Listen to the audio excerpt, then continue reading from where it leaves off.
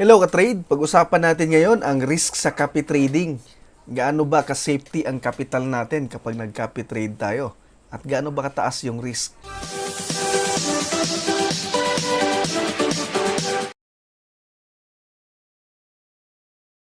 So dito sa XM Copy Trading, pwede tayong mag-copy trade ng mga trader dito. At kapag nag-profit sila, syempre kikita rin tayo kasi kinokopya natin yung mga trades nila. Okay?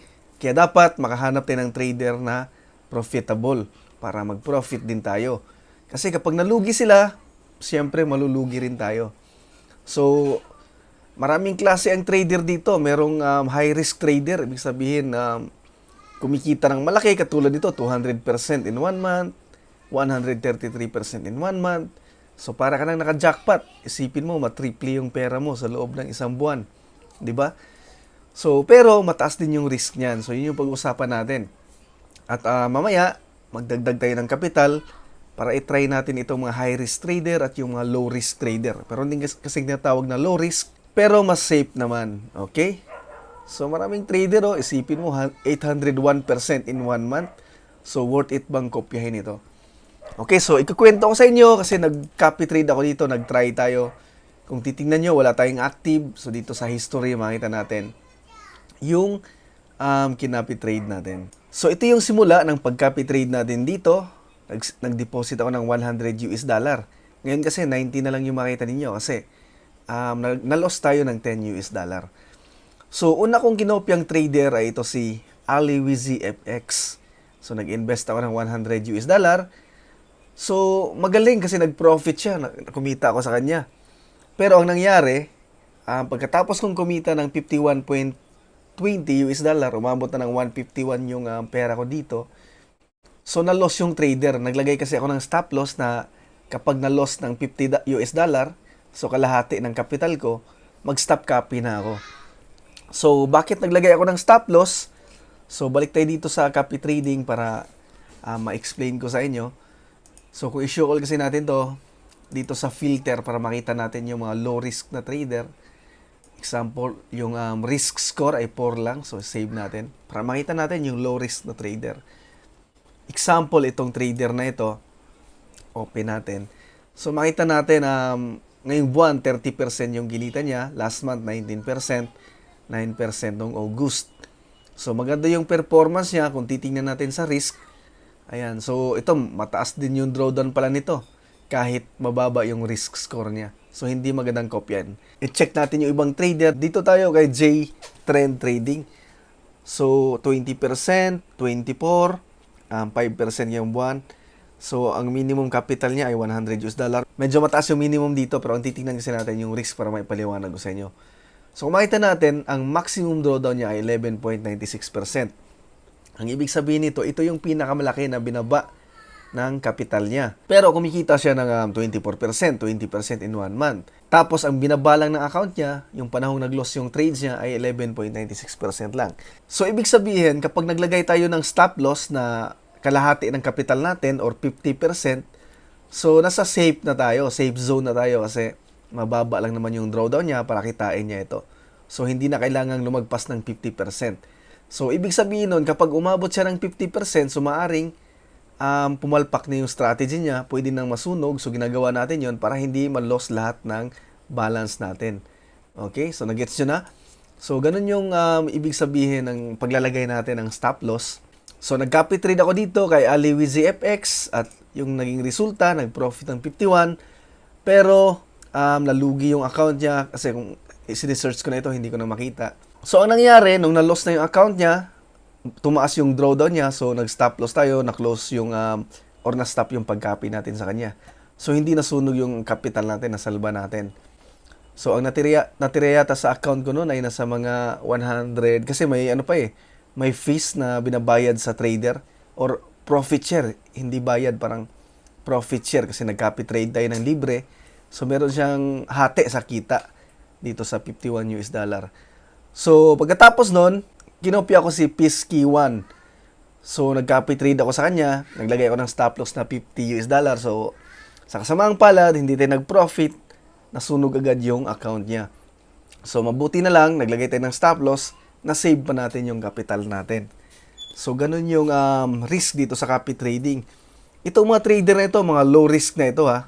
So, tiningnan ko na to, mga low risk na ito, gaya ng pinakita ko sa inyo kanina, yung mga trader na mababa yung risk score. So, sila yung kinopya ko. Pero ang nangyari, kahit mababa yung maximum drawdown nila, at kumikita naman sila ng maganda, so nalulugi pa rin sila. Bakit? Kasi bago lang itong copy trading platform ng XM.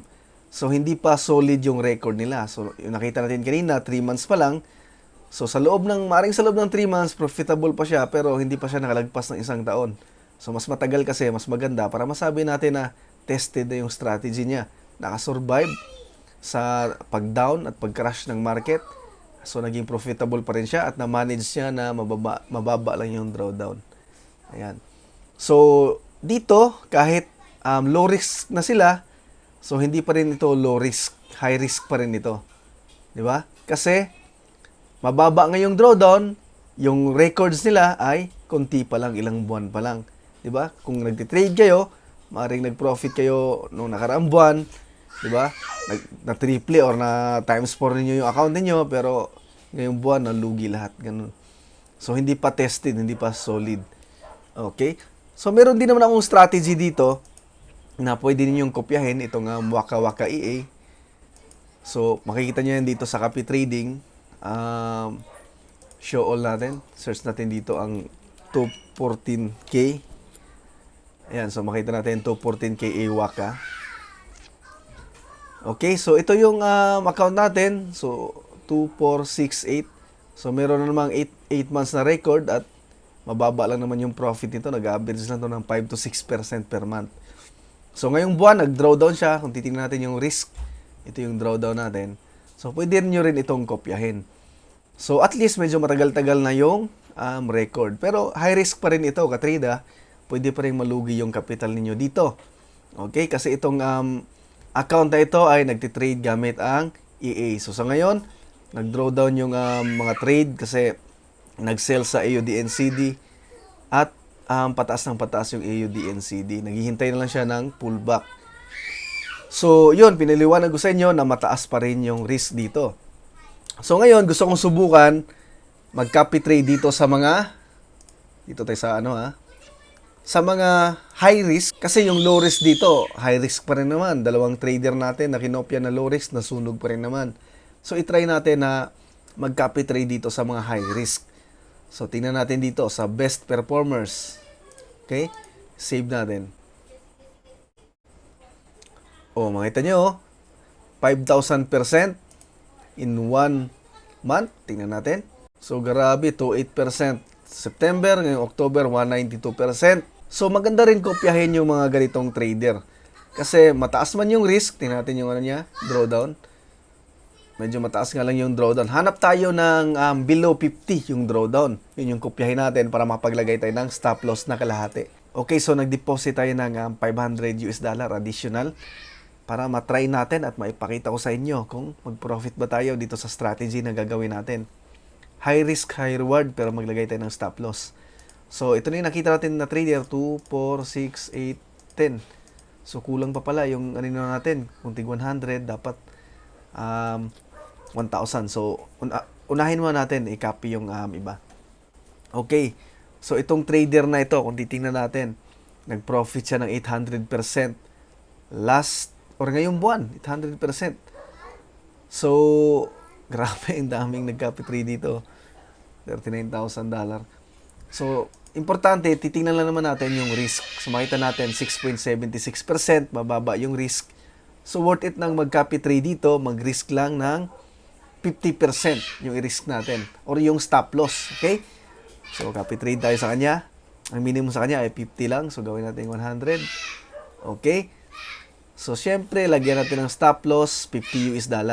Okay? So, pag na-loss tayo ng kalahati, stop na tayo. Okay? So, tandaan natin na hindi guaranteed na exact $50 yung malulos natin kasi kapag merong slippage, kapag biglang taas or volatile yung market o biglang baba, pwedeng mag-slip ng konti yung price. Pwedeng malugi tayo ng 60, 55, ganyan. So, hindi sa eksakto. Okay, so copy natin. So, check natin ang ating portfolio. Okay, so nag-copy trade na tayo sa kanya. So, i-monitor lang natin to. Pag nag-profit tayo sa kanya, naging $200. So, tataasan natin yung risk or yung stop loss natin. Tataasan natin, gawing 50%. So, maging $100 na, ganun. So, i-adjust natin. So, ito, 250 yung minimum. Medyo mataas. Tingnan natin yung risk, 14%. Yung performance niya, 300% ngayong buwan. Last month, 71. So, sige, try natin. $250. 250. Lagay tayo ng stop loss. Magkano yung kalahati ng 250? 125. $125. Okay. Copy tayo sa kanya. So, dalawa na yung nakopy natin. So, dagdag pa tayo. Yung risk niya, 43%. Okay naman. 290% this month. So, copy tayo ng 100. Yun yung minimum niya. Stop loss. Lagyan natin $50.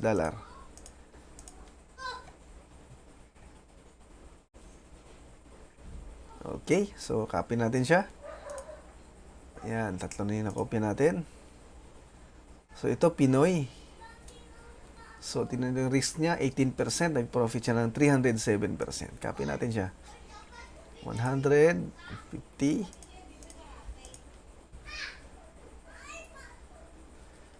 Okay. So, magkano na lahat? Yung nakopya natin. Check natin. Baka sumobra na. So, 550 na. So, $40 na lang yung natira. So, meron pa tayong kukopyahin. 50, 50, 50. 250 lahat. 300. 650. So, kailangan ko pang mag-deposit ng 650 additional para makopy ko ito lahat. Okay? Para meron tayong 10 trader na kinopya. Okay? So, dapat yung diskarte din, hiwa-hiwalayin natin. At least minimum 5. Ganyan, 5 trader. Hatiin mo yung investment mo. Para pag na-loss yung isa, at least meron ka pang iba. Hindi lahat sabay-sabay. Or makabawi pa yung iba. So, ang total na na-deposit natin ngayon ay nasa, or yung balance natin ay nasa $1.2. So, tapusin natin kopyahin yung natira. So, copy tayo sa kanya ng $50. Stop loss tayo ng 25. Okay. Yan. So, ito ang risk or yung drawdown ay 11% lang. At kumita ng 200%. Magaling. So, $50 lang din. Pinoy trader ito. Stop loss. Yan. Okay. Ito, $50 lang din. 6% lang yung drawdown. Copy tayo sa kanya.